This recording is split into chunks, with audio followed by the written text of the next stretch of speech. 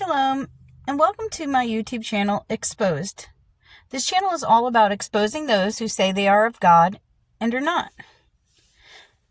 As usual, I suggest you pause this video and pray to God and ask Him to open up your eyes, ears, and heart to the truth. Thank you. Today I am doing the 9th video on exposing Paul, the self-proclaimed apostle. Paul's story of his conversion on the road to Damascus is not consistent. If he was in a court of law, his testimony would be worthless.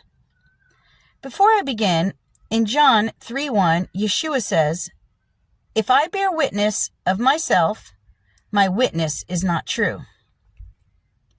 In Acts 9:3-7, it states, "As he journeyed, he came near Damascus, and suddenly a light shone around him from heaven.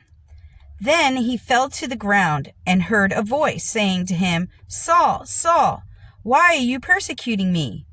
And he said, 'Who are you, Lord?' Then the Lord said, 'I am Jesus, whom you are persecuting.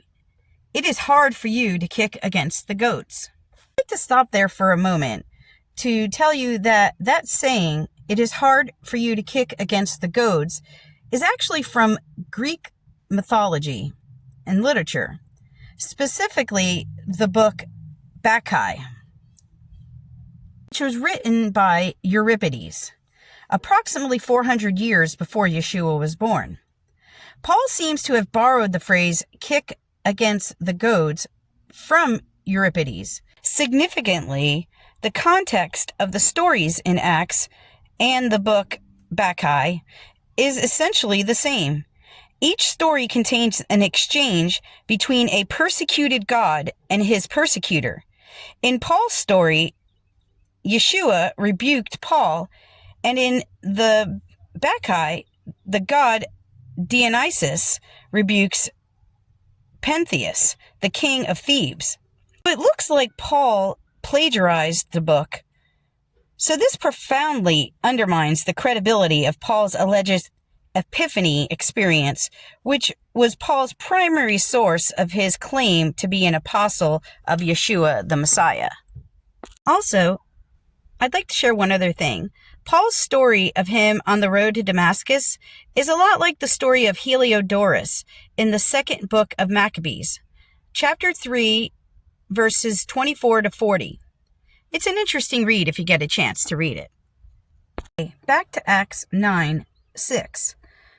"So he, trembling and astonished, said, 'Lord, what do you want me to do?' Then the Lord said to him, 'Arise and go into the city, and you will be told what you must do.'" The men who journeyed with him stood speechless, hearing a voice, but not seeing no one. An account, he says in Acts 22:9, "And those who were with me indeed saw the light and were afraid, but they did not hear the voice of him who spoke to me." That's quite different than the first account. Paul goes on to say in verse 10, "So I said, 'What shall I do, Lord?' And the Lord said to me, 'Arise and go into Damascus, and there you will be told all the things which are appointed for you to do.'" Notice that's a little different also. Now, in Paul's third account on the road to Damascus, he says in verse 26:13, "At midday, O king, along the road I saw a light from heaven, brighter than the sun, shining around me and those who journeyed with me. And when we all had fallen to the ground, I heard a voice speaking to me and saying in the Hebrew language, 'Saul, Saul, why are you persecuting me? It is hard for you to kick against the goads.' So I said, 'Who are you, Lord?' And he said, 'I am Jesus, whom you are persecuting. But rise and stand on your feet, For I have appeared to you for this purpose, to make you a minister and a witness both of things which I have seen and of things which I have not yet revealed to you. I will deliver you from the Jewish people as well as from the Gentiles, to whom I now send you, to open their eyes in order to turn them from darkness to light and from the power of Satan to God, that they may receive forgiveness of sins and an inheritance among those who are sanctified by faith in me. Whew! That is quite different than his first two accounts. So in the first two accounts, Paul says that he is told to go to Ananias, and in the third account, there is no mention at all of Ananias. Another thing, in Paul's first account, his companions hear the voice, but they do not see anyone. In the second account, his companions see the light, but don't hear anything. That is not consistent. Just like this whole story of his conversion on the road to Damascus. In conclusion, I'd like to say that Yeshua says he would not return until the end of the age.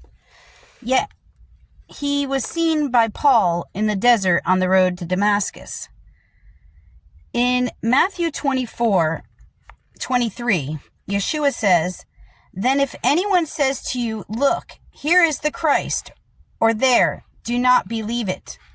For false Christs and false prophets will arise and show great signs and wonders to deceive, if possible, even the elect. See, I have told you beforehand. Therefore, if they say to you, 'Look, he is in the desert,' do not go out. Or 'Look, he is in the inner rooms,' do not believe it." I believe that Paul is definitely a false prophet, and that he could not beat them, so he joined them, just so he can twist and pervert all of Yeshua's teachings with his own revelation that he says he received from Yeshua himself. I know this video was a lot longer than my usual videos, but there was quite a lot to unfold here. So I thank you for watching. Please subscribe if you're not subscribed, and hit that like button. It really helps. Shalom.